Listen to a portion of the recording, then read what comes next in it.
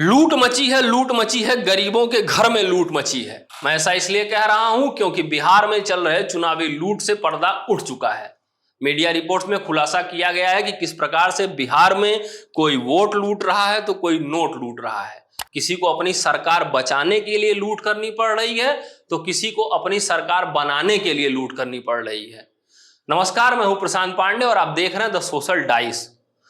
दैनिक भास्कर की रिपोर्ट सामने आते ही बिहार में चल रहे चुनावी लूट से पर्दा उठ चुका है। दरअसल बिहार में वोटर लिस्ट वेरिफिकेशन में अव्यवस्था और लापरवाही के कई मामले सामने आए हैं। जैसे मतदाता प्रपत्र को ऑनलाइन करने के लिए बीएलओ गौरी शंकर द्वारा पैसा मांगा जाना। कुछ लोगों ने पैसे दिए लेकिन कुछ लोगों ने इसका विरोध भी किया था। साथ ही हम आपको यह भी बता दें कि कई जगहों पे बीएलओ किसी सरकारी भवन में, किसी पेड़ के नीचे या गांव के किसी प्रभावशाली व्यक्ति के घर पर बैठकर वोटर लिस्ट का पुनर्निरीक्षण वेरिफिकेशन करते हुए पाए गए हैं। जबकि चुनाव आयोग ने आदेश दिया था कि बीएलओ को घर घर जाकर एक एक वोटर को वेरीफाई करना है। लेकिन पहचान करनी किसे है?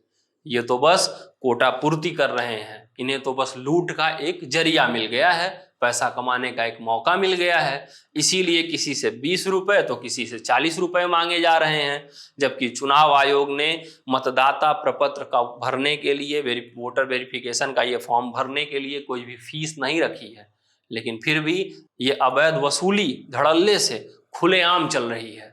चुनाव आयोग ने जानकारी दी है कि 7 करोड़ 79 लाख वोटरों में से अब तक 6 करोड़ 60 लाख से अधिक वोटरों ने अपना फॉर्म जमा करा दिया है। अब आप ये सोचिए कि अगर 6 करोड़ 60 लाख वोटरों में से आधे यानी कि 3 करोड़ वोटरों ने भी फॉर्म भरने के लिए 20 रुपए दिए हैं तो 60 करोड़ रुपए का ये घोटाला आपके सामने है। कहीं 20 तो कहीं 40 रुपए मांगे जा रहे थे। कोई दे रहा था, कोई नहीं भी दे रहा था। लेकिन अगर हम ये माने कि आधे लोगों ने भी 20-20 रुपए दिए हैं तो कम से कम 60 करोड़ रुपए की हेरा फेरी, 60 करोड़ रुपए की धांधली आपके सामने है।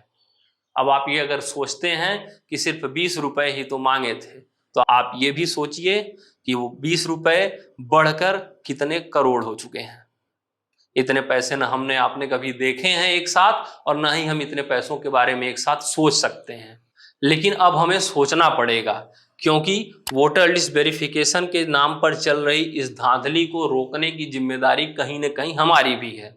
बिहार में एक पायलट प्रोजेक्ट के रूप में शुरू किया गया ये वोटर लिस्ट वेरिफिकेशन का काम आगे आने वाले समय में देश के जिन भी राज्यों में चुनाव होगा हर जगह लागू किया जाएगा। तो अब 20 रुपए देने की बारी हमारी और आपकी है। धांधली के इस मामले में आप अपनी राय हमें कमेंट बॉक्स में जरूर दीजिएगा। बने रहिए द सोशल डाइस के साथ।